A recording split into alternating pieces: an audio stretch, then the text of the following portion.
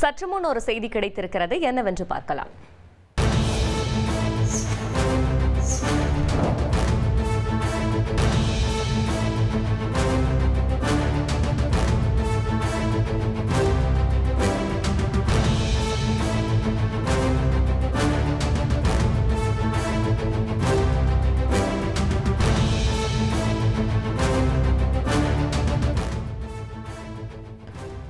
பாலியல் வன்கொடுமை செய்யப்பட்ட 80 வயது மூதாட்டி உயிரிழந்திருக்கிறார். இது பற்றின மேலும் விவரங்களை செய்தியாளர் சசிதரன் வழங்கிட கேட்கலாம்.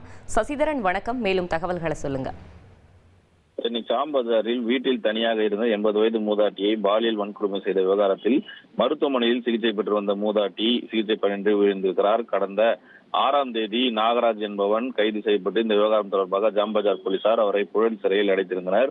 தற்போது மூதாட்டி தொடர் சிகிச்சையில் இருந்து வந்த நிலையில் சிகிச்சை பலனின்றி உயிரிழந்திருப்பார். கல்யாணம் இல்ல, நான் பிசினஸ் ஸ்டார்ட் பண்ண போறேன். எப்படி? பாஸ் வாலா. பாஸ் வாலா, பி தி பாஸ்.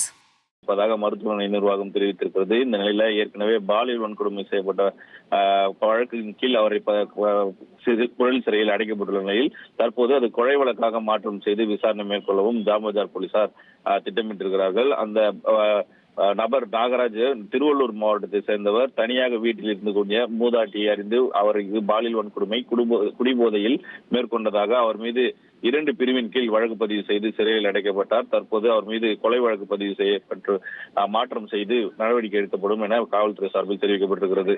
தகவல்களுக்கு நன்றி சசிதரன்.